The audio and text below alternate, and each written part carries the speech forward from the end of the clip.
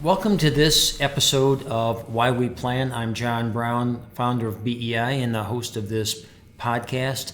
With me today is Jay Edwards from New Hampshire, with offices also in Massachusetts.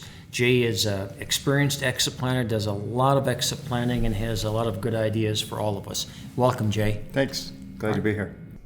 So tell me about your practice right now. What are you doing? Your exit planning practice. Yeah, we work primarily with business owners in our practice. Mm-hmm. We have a specialty with multi-generational family businesses. Okay. Because I have the ability to do some facilitation and that kind of work. I've done So what's your background in all of that? well, it's from out here. I've done a lot of work with Purposeful Planning Institute. Mm-hmm. I've been a member of Family Firm Institute for a number of years. Okay. So I'm certified family wealth advisor, family business advisor through FFI. So I've had Now, is that just a passion you have, or did you fall into that, or?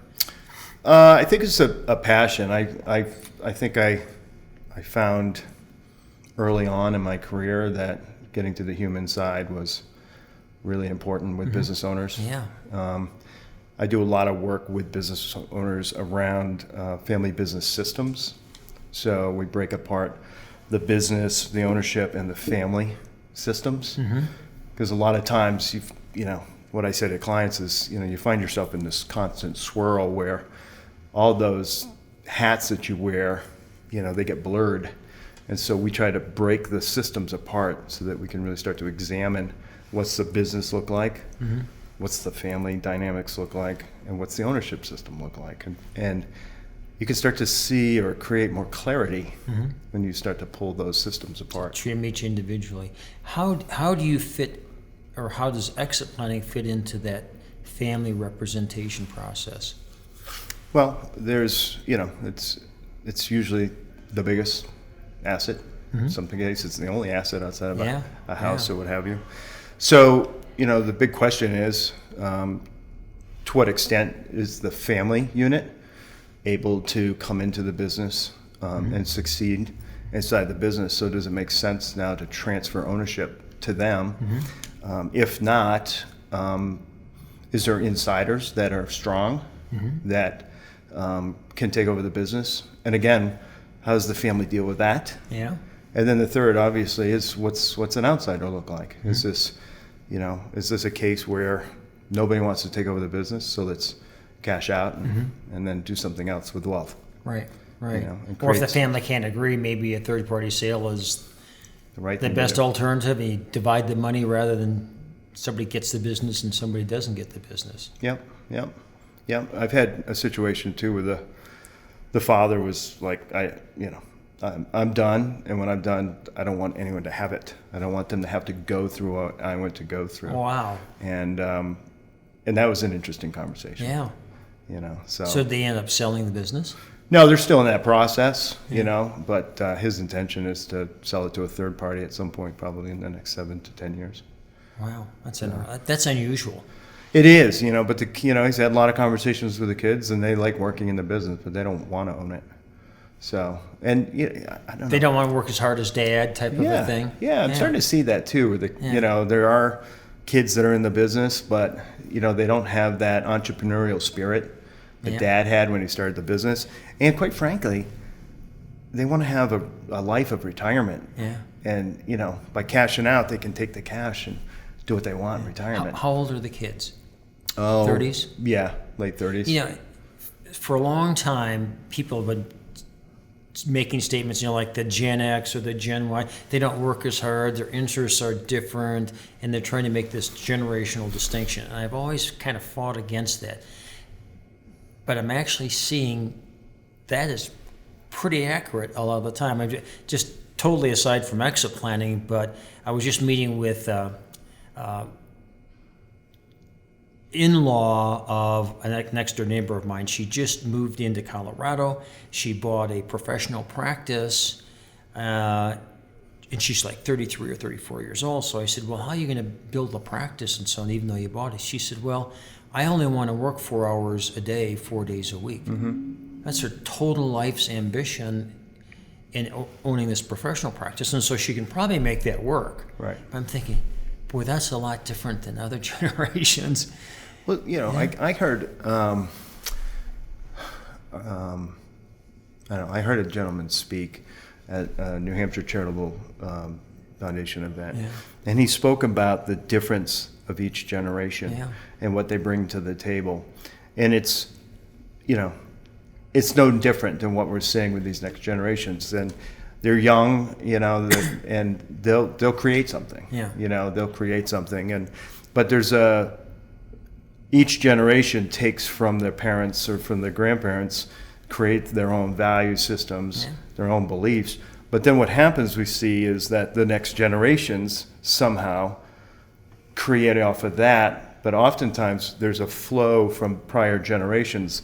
Another generation will pick up the baby boomer values at some point in time. Because mom and dad were never around, so I'm going to be around, and then God, mom and dad were always there, but I want some freedom. So they create their own. I think it's something as exit planners we need to be mindful of. Yep. Especially in family business planning, because if you're transferring to a third party, probably doesn't make much of a difference. But family planning, I think that's something I haven't paid enough attention to. It's good that you are aware of that. So, why exit planning? Why did you jump into this messy transition process? Because it's family. Well, I just love business owners in general. I came into the business in the life insurance business, and my dad was a career life insurance agent. And the first thing they tell you when you become a young agent is go see all your friends, all your relatives, and practice on them, right? Yeah. Sell them. Well, my dad had sold all my friends' parents, so therefore all my friends had insurance through my dad. He'd sold all my relatives, so I couldn't go to them. And I had an aspiration to go into the hospitality industry, but then I realized that I wanted my nights, weekends, and holidays off. And so I sat down one day, I was like, well, if I want nights, weekends, and holidays off, then I can't be seeing families because you're going to see them at night. So my only market's business owners. So I started in the business. What a way to get back into the best marketplace in the world. Yeah, so I started in the business in '88 and going right out and seeing business owners. And, it was a great experience, and I got beat up along the way, but I learned a lot about business owners. And I think the other thing is it's also taught me to be a better business owner. We own a firm. There's 8 of us in the firm. I've got all the roles of a CEO. So when I'm working with a business owner, I'm sitting on the same side of the table as them. You can relate. Totally. And so it's just it's a comfortable place for me to be. It's a comfortable conversation for me to have with business owners. I can speak their language, and it's just, and I don't have a client that I don't love and enjoy. So that's great. And there's so much need. And that's the other thing. Our firm is such full service, and you sit down with a business owner, it's not kind of a one and done product sale like an insurance deal, right? You can come back meeting after meeting after meeting and add value. So a couple of questions, probably a lot of questions. Owners are sometimes really difficult in terms of getting their attention of the need to plan well before they plan on leaving. Yep. How do you begin that conversation? How do you find the owner? What do you say to get them, once you do get their attention, to move into a an engagement?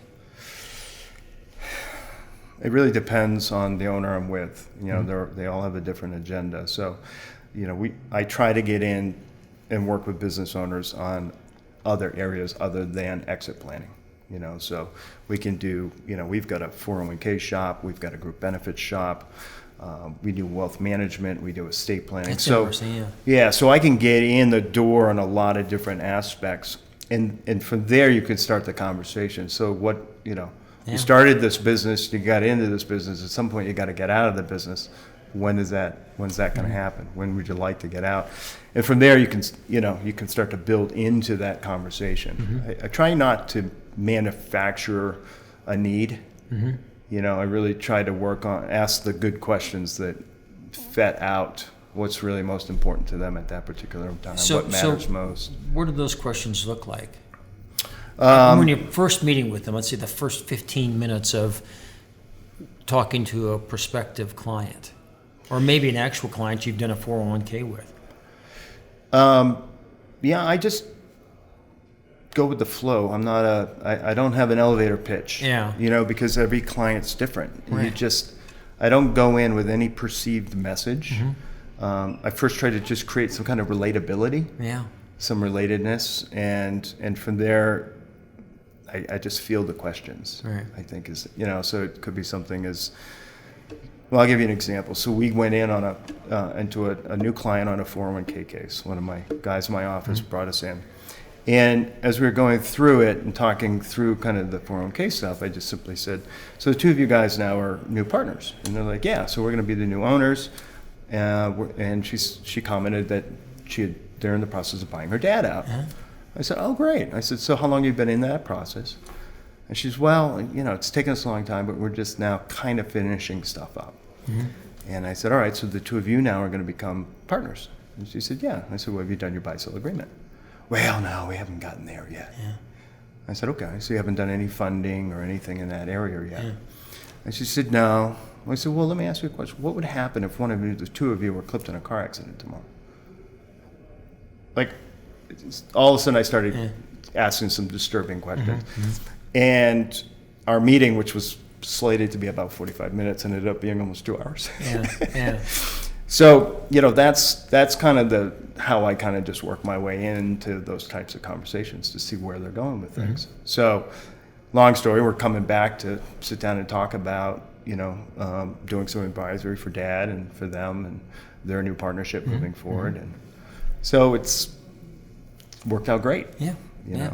So that's why I try not to come in with any kind of set agenda. Trying to find out what the owner wants to do, basically. Yeah. There was a good question today that they were asking, one of the outtakes, and that was, what do you find that's kind of the most disturbing for you right now? I thought that's a good question.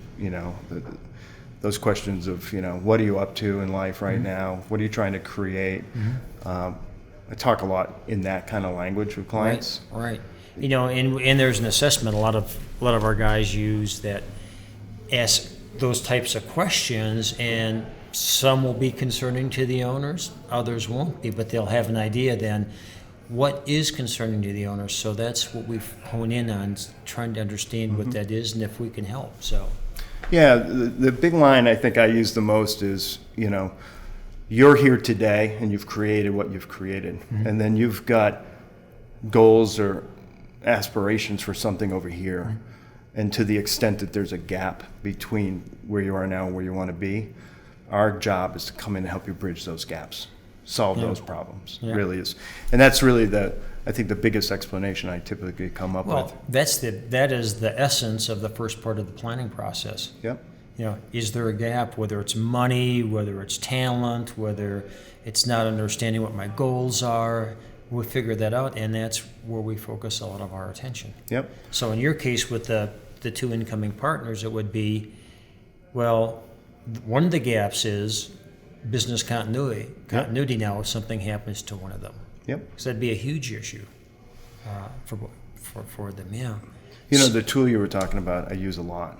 The assessment tool. Yeah, and so we've got two ways. We've got the journal, or the workbook, and then we've got the little trifold, the little trifold. And typically, what I'll do is I'll give it to a prospect and say, "Hey, here's a great way for us to start.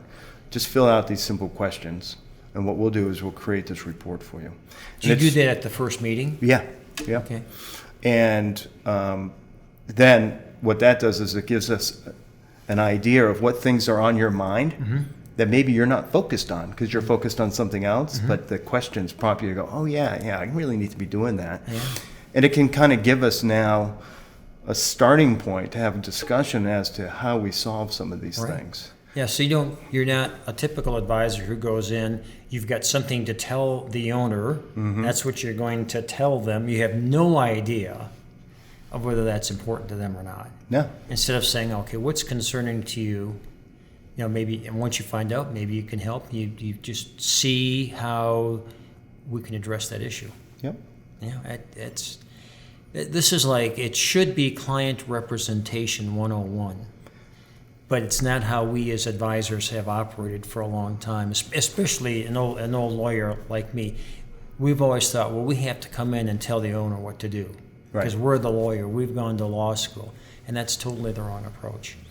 Yep. So let me switch gears. Tell me how you work with other advisors, how you collaborate with them, whether it's the owner's advisors, I mean, typically they're CPA, maybe an attorney, and how you work with your own team of advisors, if you've even created other advisors you bring into situations. Yep. I love teams. I am a team player, which is nice. I'd like to be a little bit more the quarterback typically, but not always. We get brought into cases quite a bit where, I'm setting back and I've got one particular solution maybe that they're coming out of. But typically, we'll try to work with their current advisors as much as possible. When we get into scenarios where, they're not the right fit for a specialty that we need to put in or something like that, we typically have other advisors that we work closely with. How do you find those other advisors? Just over the years of working, I've got, there's a handful of advisors that I trust that are efficient, put out a quality experience, and for instance, there's a particular estate planning attorney that I've worked with for almost 30 years. They'll get an estate plan done in 30 to 45 days, and I've worked with other attorneys that 2 years and it still wasn't done. So, but you're also in a small population area. The density of population in New Hampshire is not exactly the same as New York City. Well, correct. And so you can sometimes pull that in, I definitely have my favorites, there's no doubt. But, we've got another office in Pepperell, Mass. And so we've been doing a lot more work down in that northern Massachusetts area. And so I've been forced to have to, work with other advisors down there and start to find accountants and attorneys that work down there because they're our clients down there. But it's, it's pretty easy, but I'd like to be able to kind of control the flow because I find that, we tend to have a tendency to come in as the architects, right? And so help them to build out the plan and then bring in the other advisors to, just like bringing in a plumber or a roofer, to build a house. Yeah, that's a good metaphor for what exit planners do. Yep. The owner tells us what they want the house to look like, how many bedrooms they want, and you work with them to run other design features, but the house is being built more by the lawyers, more by the other professions than whatever particular profession the exit planner is, because we're only doing part of the overall plan with our core practice, whatever that is. Yep. I think that's a great metaphor, which is we're the architects, and maybe we're going to do some other part of the house, but it's got to be built by the best craftsmen around. Yep, exactly. Yeah, so we can't write documents, and we don't do tax work, and we can't do appraisals and valuations and stuff like that. So you got to have a full team. Yeah. How long? When you start an exit plan with the client, how long does it usually take before the plan is finished? Not maybe the implementation, but just from the time you get the ideas, you get the information, you do the plan, you work on the plan with the other advisors and the owners. Is there a time frame that you try to have all that fall in? Depends on what their time frame is to get out. I've got 4 plans I'm working on right now, but there's no urgency. There's no I got to get out by the end of the year kind of thing. So we're taking them through the process a little bit quicker than their time frame, I would say. Because my job is to keep them motivated moving forward and to keep the advisory team moving forward. but I can't say that there's any like, hey, we're done in 9 months or anything else like that. I haven't had a case yet, which was, like a fire sale, like, hey, I want to be out by next June. Right. So I fortunately, I haven't had that kind of a scenario where I've had to have a time frame. But typically, we use a lot of times the Excel spreadsheet that you guys created. I use that a lot. Our system allows me to actually take all those cash flows and everything else and put them into our system, so I can actually show them cash That's flows, great. the tax calcs, and everything else. So I'm finding that process to take them through that usually is month and a half to 2 months. And then from there for them to be making some decision making, especially where it's insider transactions most of the time. Everyone's around. So it's not like I got a third party coming in, they want to cash out and get out.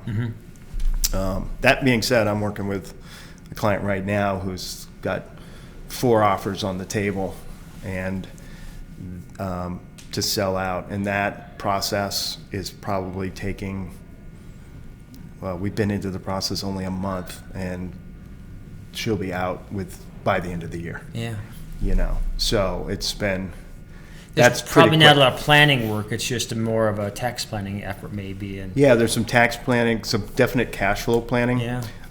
In her case, she's going to go from really making a lot a year down to a salary, because she'll stay on, for a couple of years with a good salary, but not like she's making now. So there's some cash flow planning there for her, and then also some investment decisions. She's going to walk away with, high 6-figure number, and so how do I plan this for the rest of my life, and creating an education fund for her daughter, and stuff like that. So that's a scenario where it's, and it's funny because being an outsider, she's got 4 parties actually almost bidding for her practice. Right. And so there's no need to bring in a Mike Coyle to do a valuation, because they're doing their own valuation, and they're going back against each other saying, well, we'll pay this for it or this, and it's just driving the price up. It's like buying a house, at the height of the market. Everyone's willing to bid up on the house because they want the house, and no one's really looking at, well, really, what's the value? Right. So this has been it's an interesting case to kind of. That's an unusual case too, if it's a professional practice, especially. So it's kind of fun to kind of go through that, because there's no heavy lifting. I mean, it's just like, it's like selling a stock, and all of a sudden now you're going to reinvest it. That's great.